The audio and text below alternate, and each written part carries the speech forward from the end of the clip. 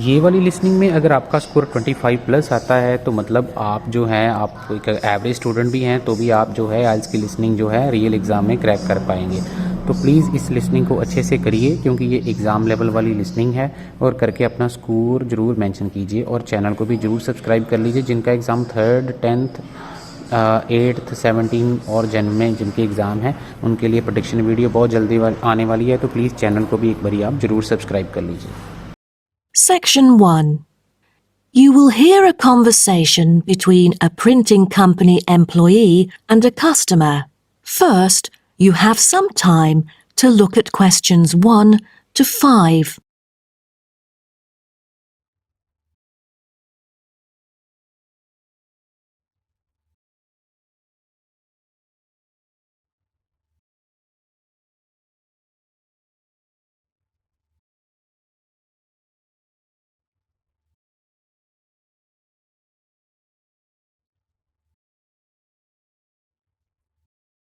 You will see that there is an example which has been done for you. On this occasion only, the conversation relating to this will be played first. Good afternoon. Welcome to Matrix Printing. I'm John Smith. How can I help you?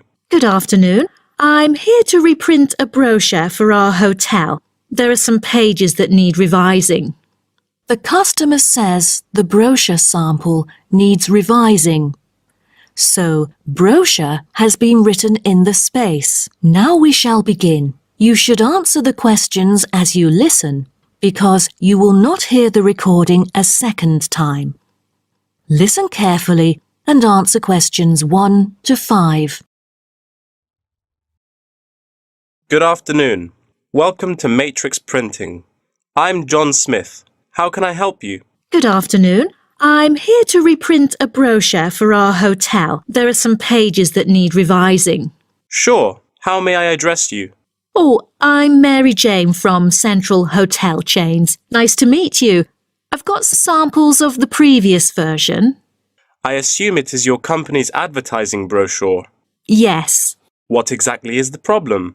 Well, it was printed the year before, so some of the information is already out of date. There are also a couple of problems with the layout. Firstly, the letters of the address on the front page are far too small. It's hard to see when glancing at the cover.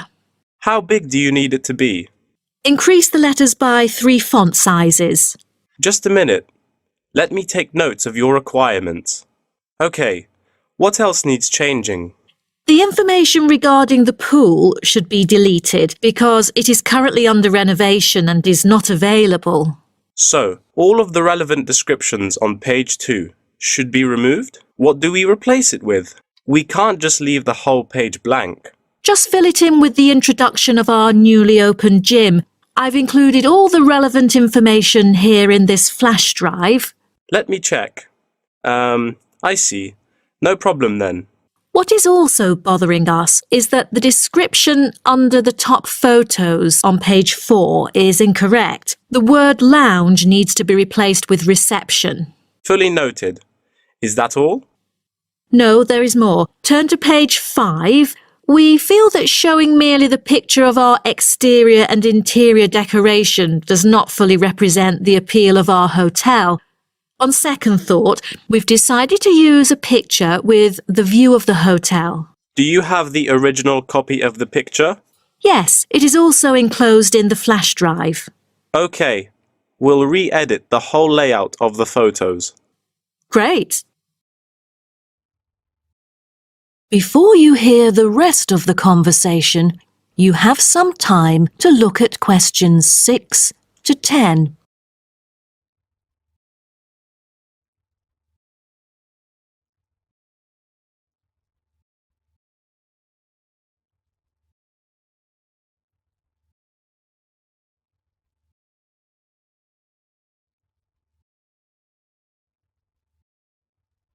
Now listen and answer questions 6 to 10. Let's turn to the next page. Yes. What's wrong with that? It seems perfectly fine to me. At first sight, it seems fine, but according to the feedback of the customers, the prices do not stand out. So, we want to change the print from black to red to make it pop out. Okay, I've made notes of all of your requests. Is there anything else? I appreciate it. Just one final request. Could you translate the whole brochure into Spanish? We have customers worldwide, you know, especially those from Latin countries. No problem. What about other languages, like Japanese, Chinese, or German? These are our most popular target languages.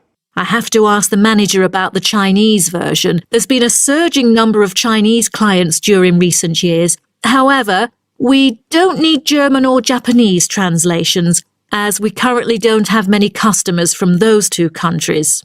Sure. Just keep me updated. So, roughly, when can we get the revised print? We need it before the end of July. It's late June now. Roughly, it'll take 3 weeks to re-edit. So it will definitely be ready before the deadline. Great. To where shall we send the samples? The address is number 9 Green Drive, Clifton, NY 21300. How do you spell Clifton?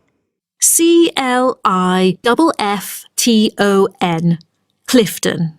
And the telephone number? It's 9030366602. Also, if you have any further questions, you can reach me through this number.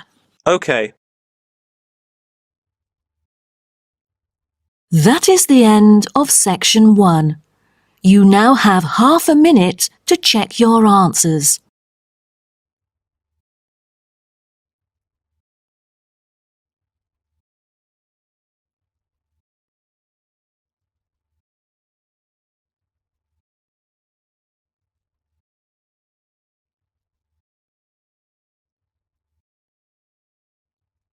Section 2. You will hear a guide talking to a group of visitors about a national park. First, you have some time to look at questions 11 to 16.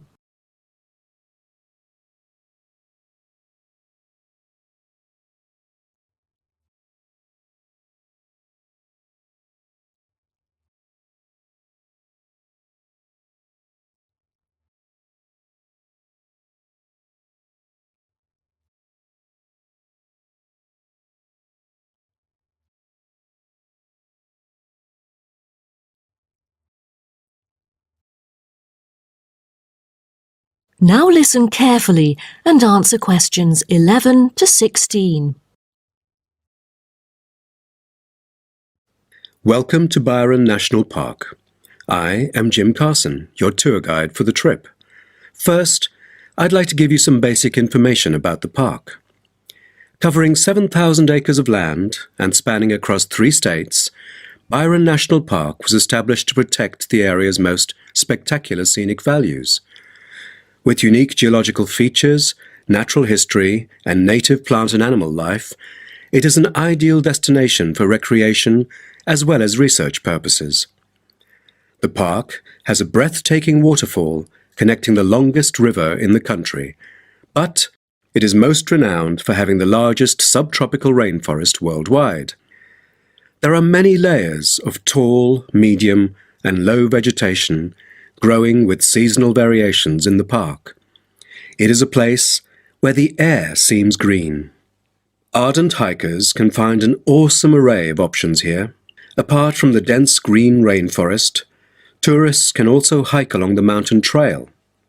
Despite the stunning view, taking photos is not advised on the way up, I'm afraid, as one might get distracted and the narrow trail by the sheer cliff is quite dangerous. When you reach the top of the mountain, there is nothing better than having a picnic under the trees with your family.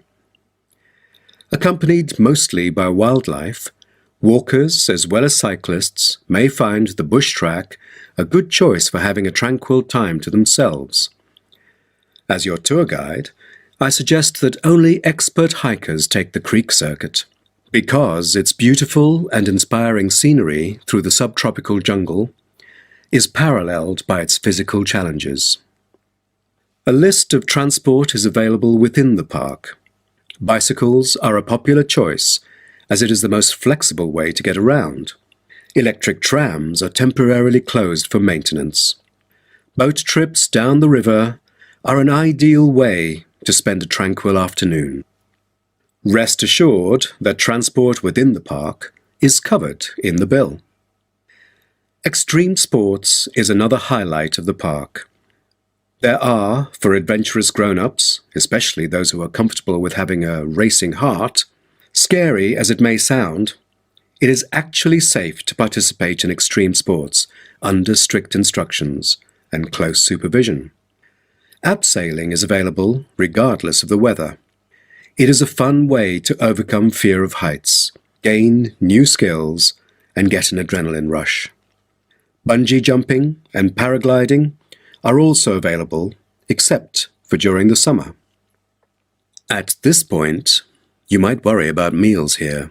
Well, even though there is only one restaurant in the park at the moment, the variety of dishes is astonishing.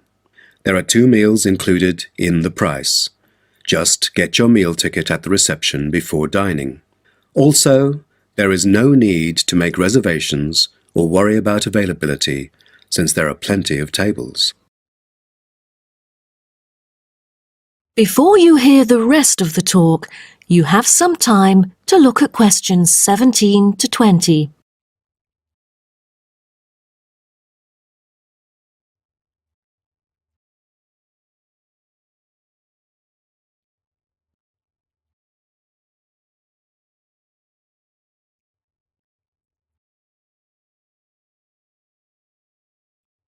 Now listen and answer questions 17 to 20. During your stay here, you might want to know what there is to do. Let's turn to the plan so I can familiarize you with the layout of the park. Most tourists would choose to stay in our guest house, located in the southeast corner. It features 63 tastefully appointed guest rooms, many of which offer spectacular views of the park. You'll find a home away from home at our guest house. But for those who want to experience the natural beauty up close, there is also a campsite. When you get out of the guest house, go straight ahead, turn right at the end of the road. To your left, there is a campsite amongst the trees where you could spend a night under the stars together with owls and chipmunks. If you look at the top left of the plan, you will notice a picnic area. You can either bring your own food, or we can deliver food to you. Barbecue is an option. The business centre is situated directly opposite the picnic area. It provides flexible, fully serviced offices, conferencing suites, meeting rooms, and is equipped with the latest multimedia facilities. Wired, as well as wireless, high-speed internet is available within the entire premises. The centre is designed to cater to both individual travellers and corporate groups. Visitors can also go to the museum, which holds a vast collection that exhibits local history and a natural habitat. You start from the guest house, just turn left at the first conjunction, then walk past the tea house, turn right. You'll see the museum after making the third right. Have you found it? Pretty easy, right?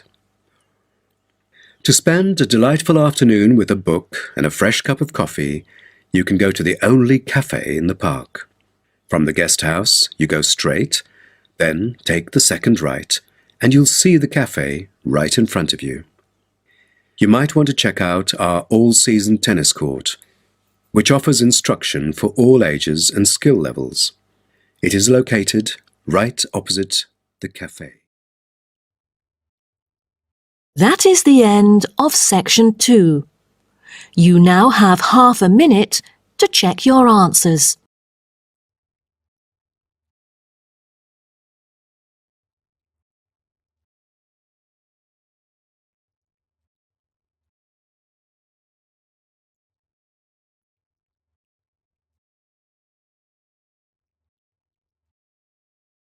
Section 3.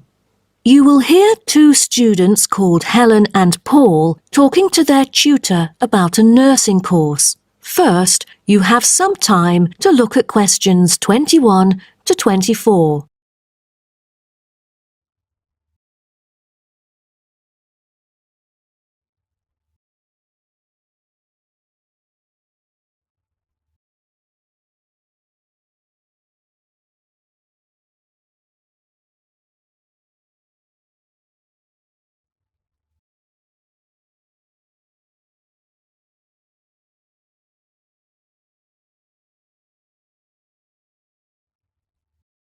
Now, listen carefully and answer questions 21 to 24. Helen and Paul, congratulations to you both for doing so well the past semester. You two have exhibited an impeccable performance during your first year in the nursing program. I'd like to get some feedback from the two of you to better improve the program and to provide guidance for our prospective students. I'd like to start with you, Helen. So, first of all, which aspect of the program impressed you?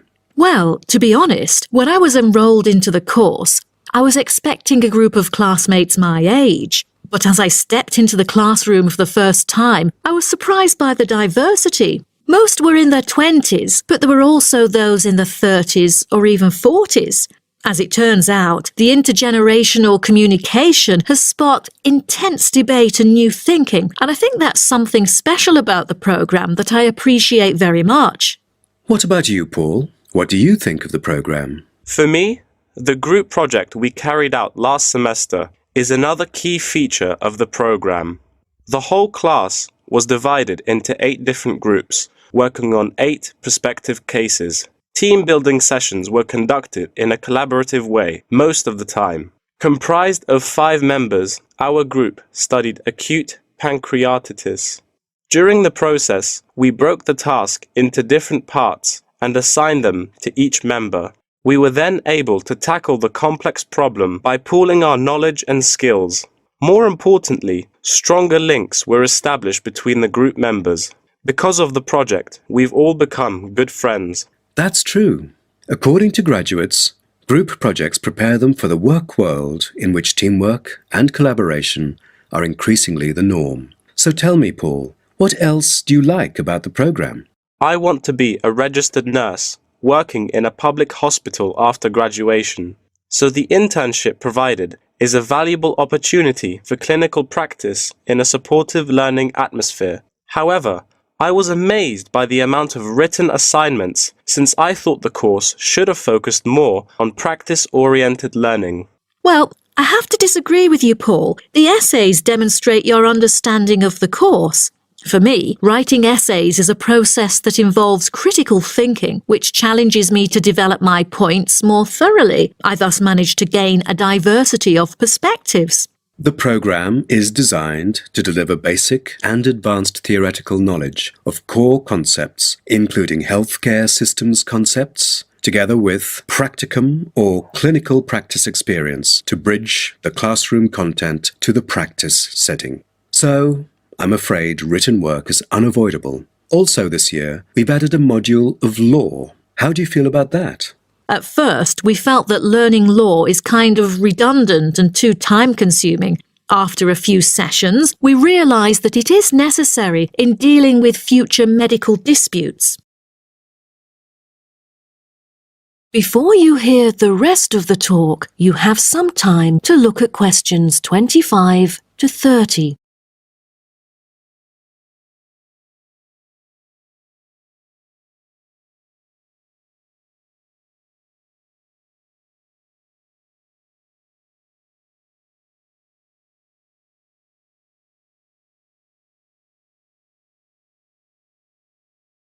Now, listen and answer questions 25 to 30.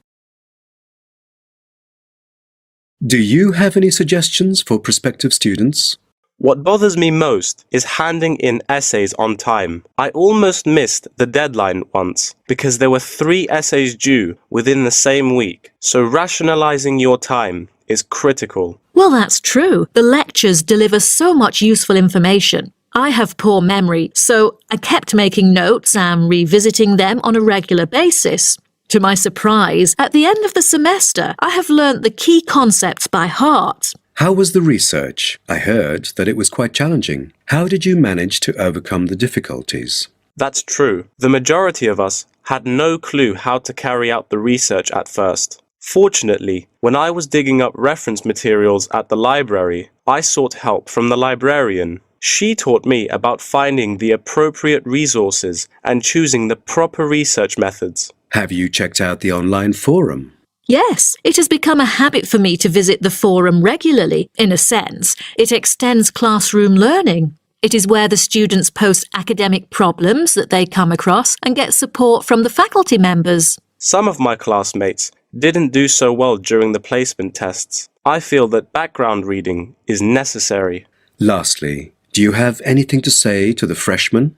I was really ambitious at first, trying to get straight A's on my transcript. I made tons of notes and worked hard even on the optional assignments to get extra credit. I stressed myself out before having an emotional breakdown.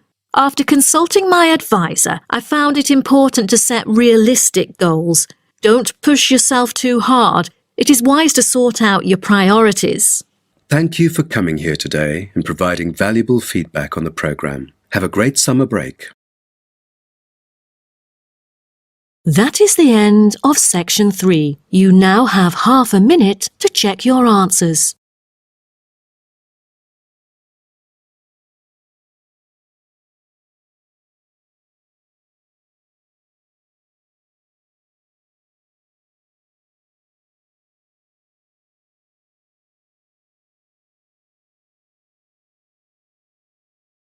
Section 4.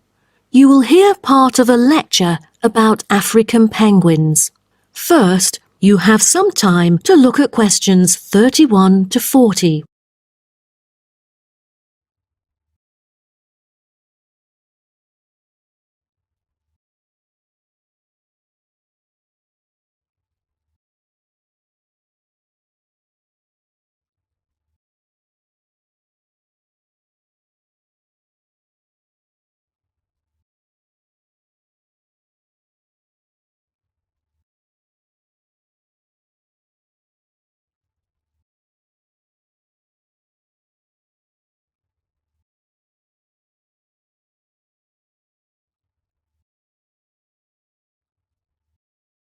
Now, listen carefully and answer questions 31 to 40.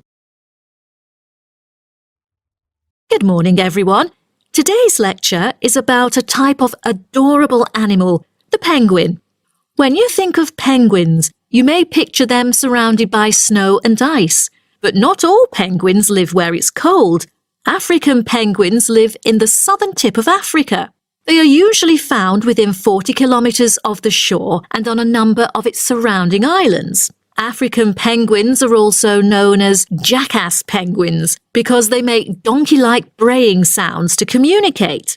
African penguins can keep their body temperature at a stable level, but their land habitat can get quite warm, so there are a number of ways for them to stay cool. They limit their daylight movements on breeding sites on land to early mornings and early evenings to avoid too much sun. The pink glands above their eyes can help them cope with the temperate climates.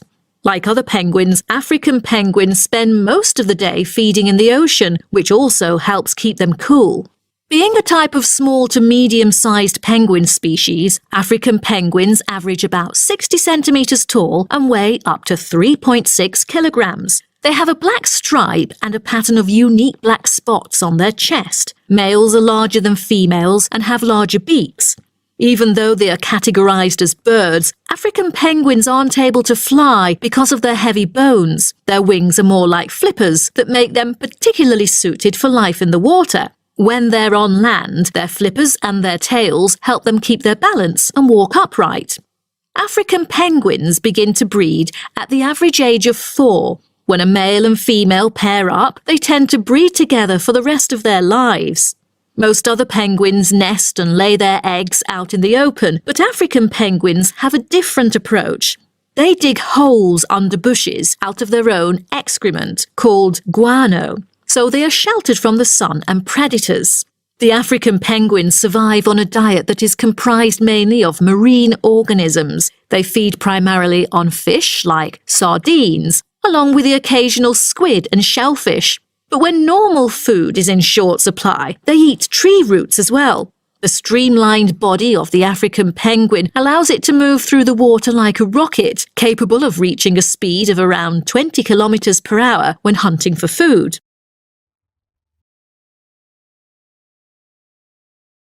The African penguin's smaller size means that it has many predators both in the water and also on dry land. Their natural predators at sea include seals and sharks. The biggest threat to them on land is not just towards the adult penguins. The penguin chicks are sometimes taken by seagulls into the air and dropped from above.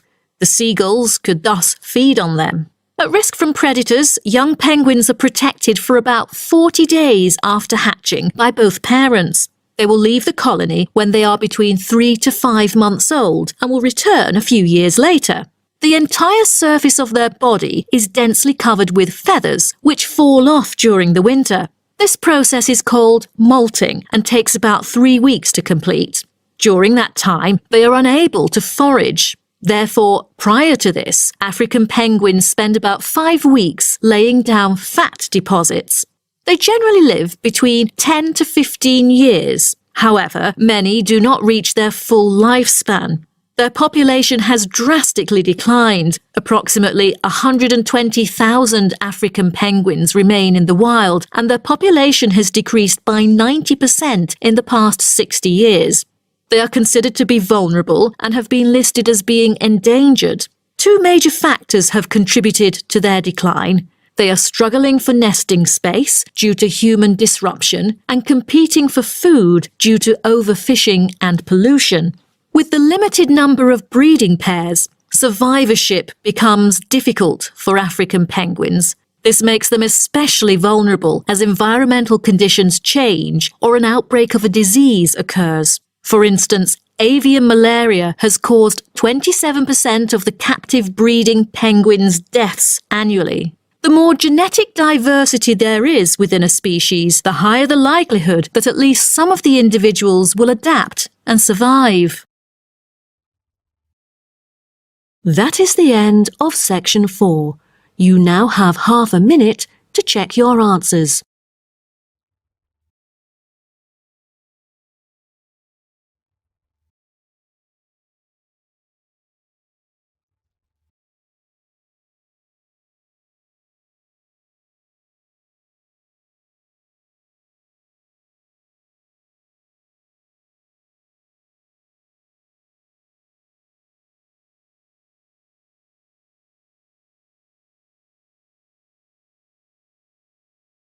That is the end of the listening test.